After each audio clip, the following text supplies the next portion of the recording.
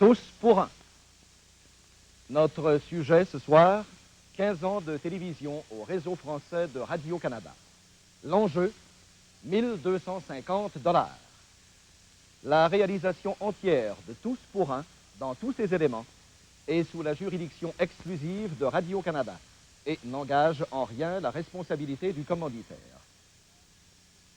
Voici l'animateur Jacques Fauteux.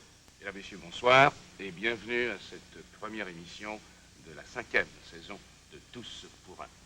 Le 6 septembre dernier, Radio-Canada célébrait le 15e anniversaire de la naissance de la télévision au Canada français.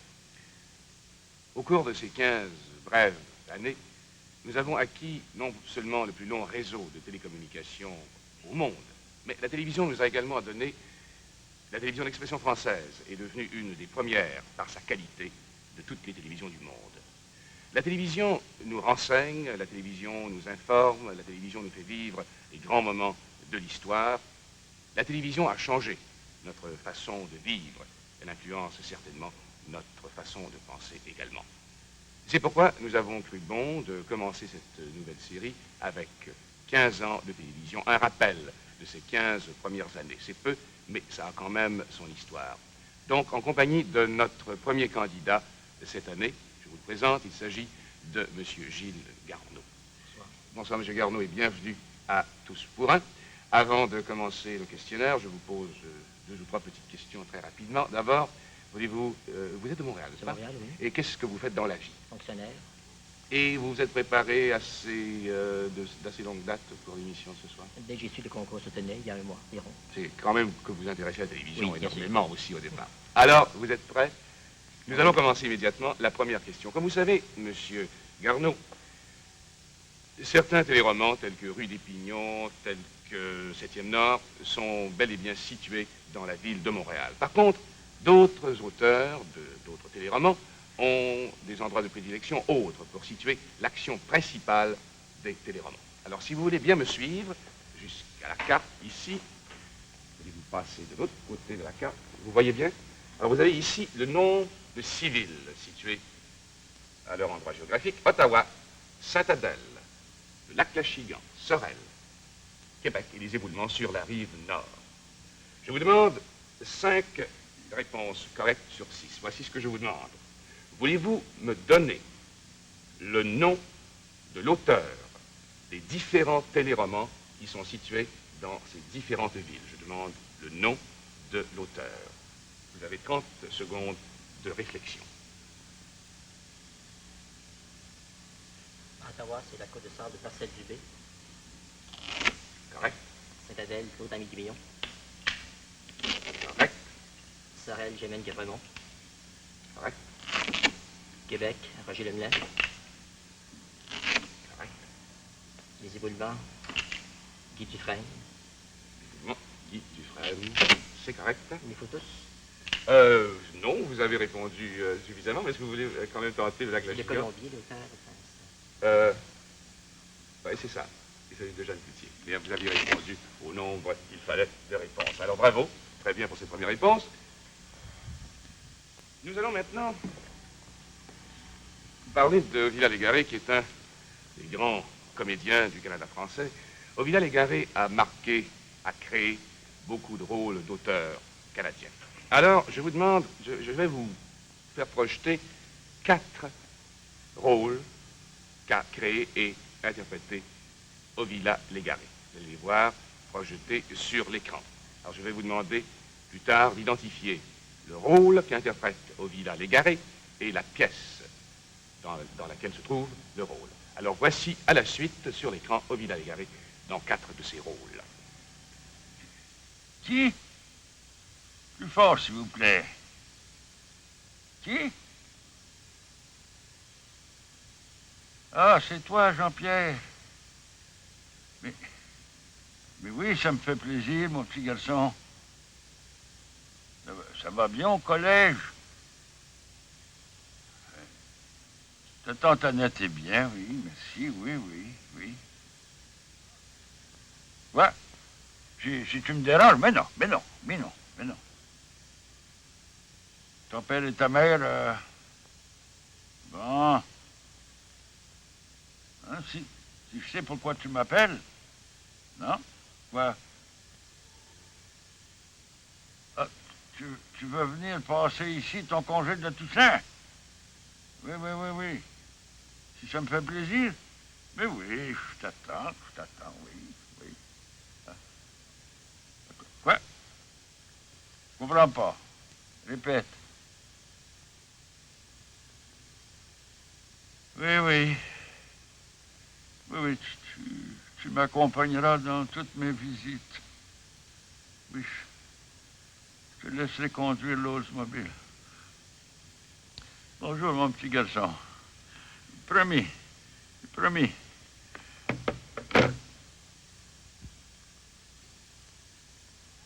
Je viens te parler. Oh non, tu sais pas tout. Un matin, j'étais faire un tour jusqu'au bout de ma terre. Ben trop grand pour moi. La pièce de sarrasin que t'as ensemencée, elle est tatouée, grand Dieu des routes. Elle est tatouée. D'abord que je le dis, je suis prêt à passer sur une terre. Un jour, il faudra bien que tu t'établisses en quelque part, autant que ça soit ici. Mais si Angina revient, tu ne trouveras pas de meilleure femme.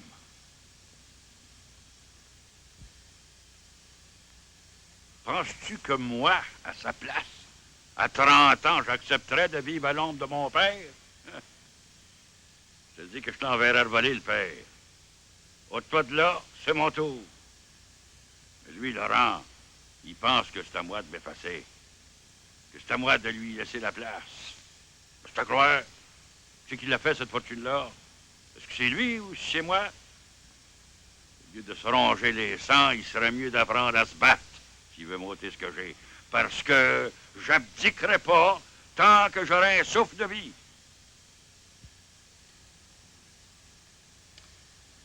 Je suis attaché à lui, je sais pas trop par quoi. Et quand il était jeune, si tu savais comme c'était un enfant qui promettait, à l'école, il ne va pas premier. Il a toujours des bons rangs. Et tout d'un coup, crac, en 4e année, quand sa mère est morte. Il est arrivé dernier de sa classe 10 fois sur 10. L'année suivante, il a refusé d'y retourner. On veut tout essayer. Un soir, il m'a fait perdre la tête, je l'ai battu tellement, j'ai eu peur de le tuer. Le lendemain, il m'a ri au visage. Il m'a dit que je pouvais recommencer si ça me plaisait et qu'il ne retournerait pas à l'école. Après, tout ce qu'il m'a rapporté, c'était des tracas, puis des tracas. Dis-moi donc pourquoi j'attends encore quelque chose de lui. Alors voilà les 4 rôles. Vous avez 30 secondes de réflexion. Je vous demande le rôle et le téléroman ou la pièce où l'on retrouvait ces différents rôles. Vous devrez me donner, sur 8 éléments de réponse, 5 éléments corrects. Au début, c'est le docteur dans le dimanche j'attends. C'est correct. Voulez-vous me nommer le nom du personnage? Vous aller plus... Ah, c'est docteur... C'était le docteur Honoré Gravel, c'est correct. Le deuxième personnage, maintenant... Le père Vidal, survenant. Voilà, correct. Jérémy Martin de Sous le signe du lion. Exactement. Ensuite, c'est le rôle du père, je ne sais pas le nom exact du père, je crois que c'est la doutance. Oui. Non, je regrette. Vous avez tous les éléments sauf un. C'est le père, c'est son rôle... Non, c'était Édouard. C'est le père dans Un simple soldat de Marcel Juvet. Alors, vous avez répondu très correctement, et vous nous avez donné plus d'éléments d'ailleurs qu'il nous en fallait. Bravo, M. Gardon. Ça va? Nous allons continuer. La question suivante se rapporte à un trophée. Vous voulez vous lever, nous allons le regarder ensemble. Voici le trophée, le Emmy Award. La première émission du réseau français à être soumise à ce concours américain du Emmy Award a gagné, a remporté le Emmy Award américain aux États-Unis. Je vous demande ceci. Voulez-vous me dire l'œuvre pour laquelle le réalisateur a reçu le Emmy Award? Le nom de l'œuvre qui a valu à son réalisateur le Emmy Award cette fois-ci. Vous avez 30 secondes de réflexion.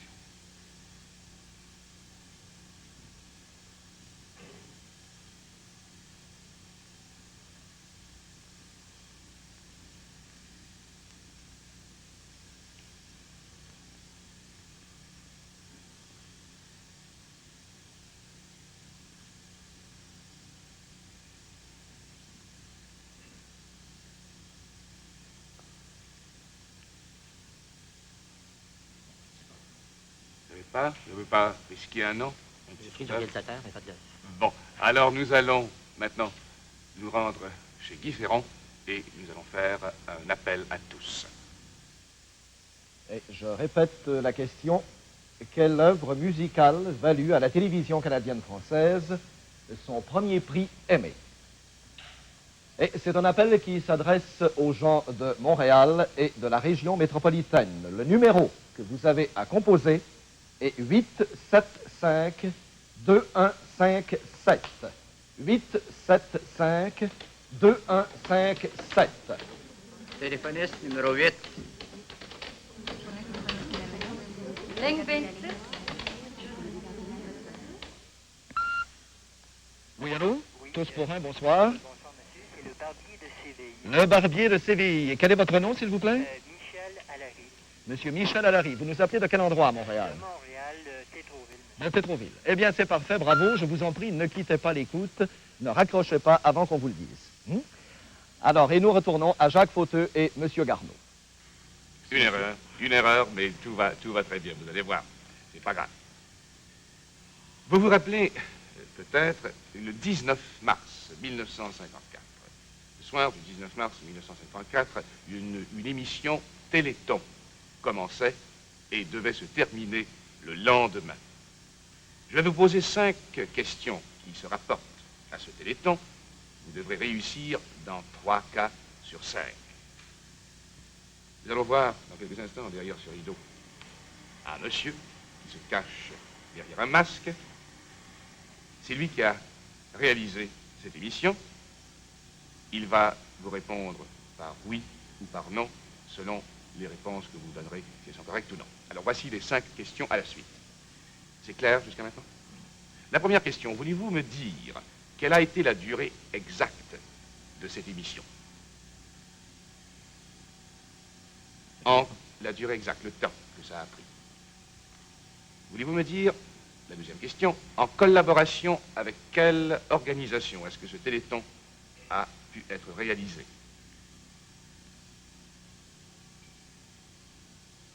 La troisième question, au bénéfice de quelle œuvre de charité ce marathon a-t-il été fait? Quelle entreprise montréalaise a mis à la disposition de Radio-Canada 150 téléphonistes pour permettre à l'équipe de recevoir les appels des souscripteurs? Et cinquièmement, je vous demanderai d'identifier l'homme qui est là devant vous. 3 réponses sur 5. Je vous donne 1 minute de réflexion à partir de maintenant. La première question de tout, laquelle? La première question, c'est la durée, le minutage exact de l'émission. J'ai 2 sources, je ne sais plus laquelle est la vraie. Je ne me souviens plus d'ailleurs, je ne me souviens plus de l'émissionnement. Oui. Je l'ai lu, j'ai lu 2 sources, j'ai 2 réponses différentes. Bon, alors, Selon... Oui. Alors, écoutez, à ce moment-là, il faudrait citer les 2 sources et on prend une chance. Alors, est-ce que les 5 questions sont claires? Oui. Bon, alors, vous avez donc... il vous reste 29 secondes.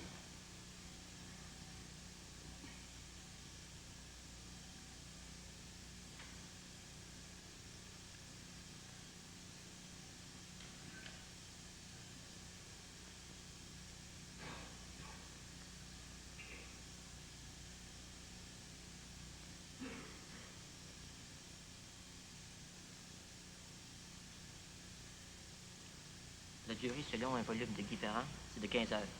Et selon la scène Radio-Canada de l'époque, c'est 18 heures. Alors, la durée, donc, pour ce qui est de l'heure, pour ce qui est de la durée, selon Guy Parent, C'est 15 heures. c'est 15 heures, et selon Radio-Canada, La scène Radio-Canada qui l'a fait Oui. avant le Oui. Téléthon, c'est de 18 heures, 19 heures. 19 heures, 18 heures ou 19 heures? 19h, je ne sais pas, moi. C'est à vous de... Ah, de 5h à midi, c'était 6h, 7h.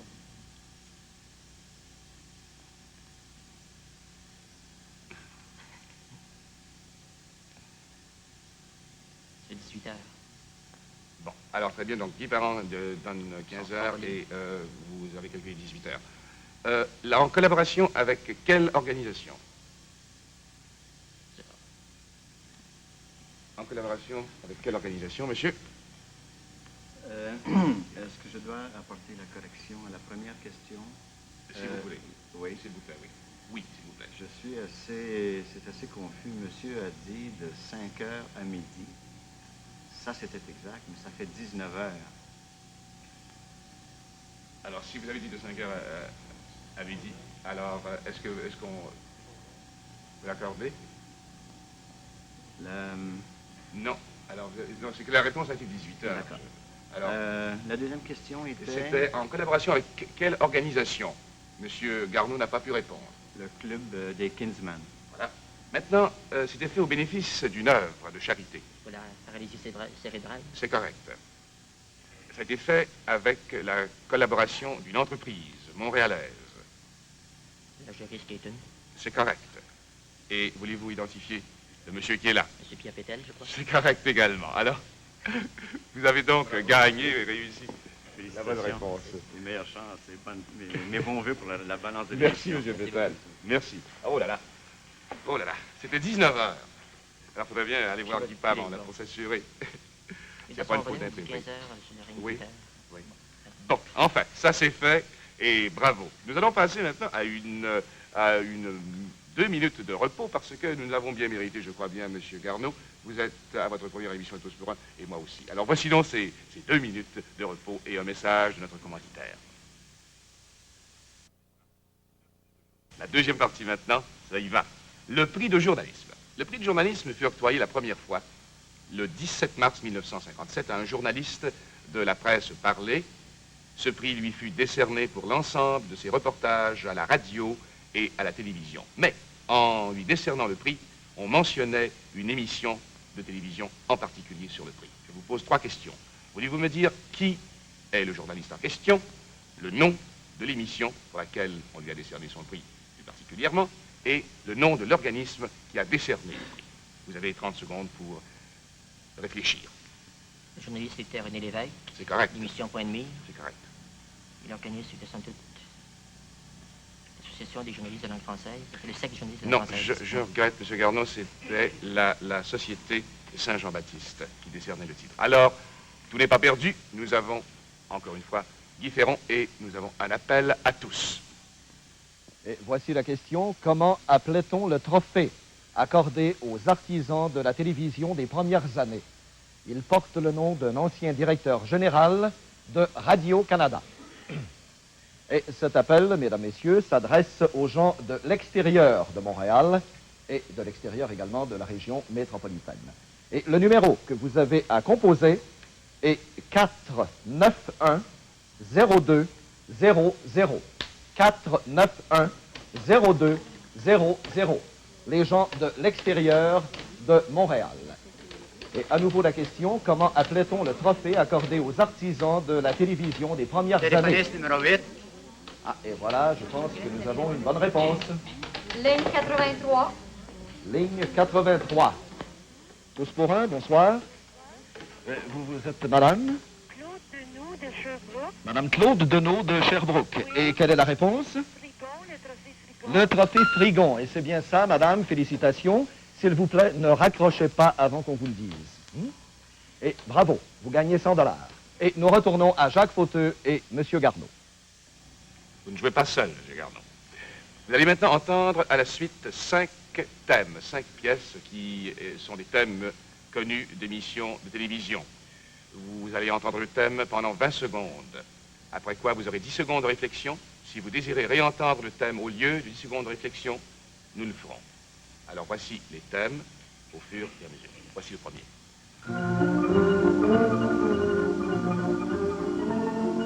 Je fais les romans. C'est correct. Premier thème, la famille Plouffe. Voici maintenant le deuxième de ces thèmes. Il faut identifier à nouveau le téléroman. Le survenant, c'est correct, la mélodie populaire anglaise traditionnelle Greensleeves. Voici le troisième de ces thèmes. Septième nord. Septième nord, c'est correct, concerto pour harpe de Boël-Dieu. Le quatrième thème. L'heure du concert. L'heure du concert, un extrait de Casse-Noisette. C'est correct. Voulez-vous entendre le cinquième? Il m'en fallait quatre seulement. Le cinquième, allons-y pour le cinquième.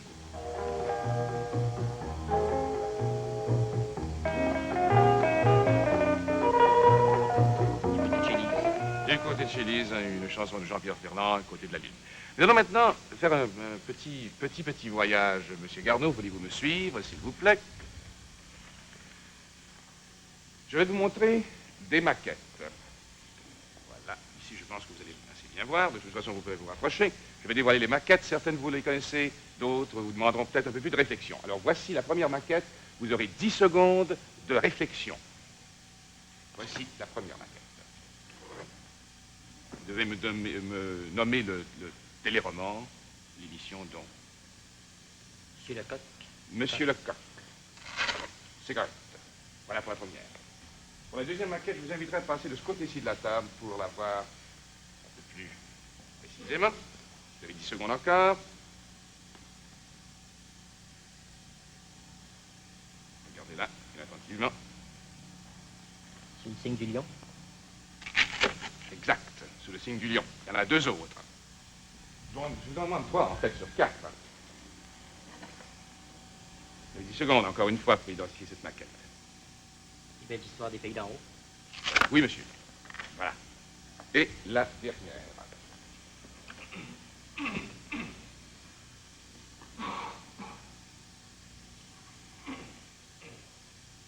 Le café des artistes. Café des artistes. De toute façon, vous l'avez, c'est le petit café. C'était pas tellement loin. Alors, ça va très bien, monsieur Garneau. Bravo. Nous allons maintenant, voulez-vous rester ici, s'il vous plaît? Puisque nous sommes déjà rendus. Alors, je vous pose la dernière question, non pas de l'émission nécessairement, mais du premier groupe, de la première étape. Je veux 2 mots. Je vous demande le nom du pianiste qui doublait dans Frédéric Chopin le rôle-titre que Jean-Claude Deray interprétait. C'est un pianiste de réputation internationale qui doublait la partition de piano de Jean-Claude Deray dans Frédéric Chopin. Cette émission a eu lieu le 7 décembre 1958. Je vous donne 30 secondes de réflexion, si vous le désirez. Il n'y a pas de problème, c'est clair, la question est claire, n'est-ce pas?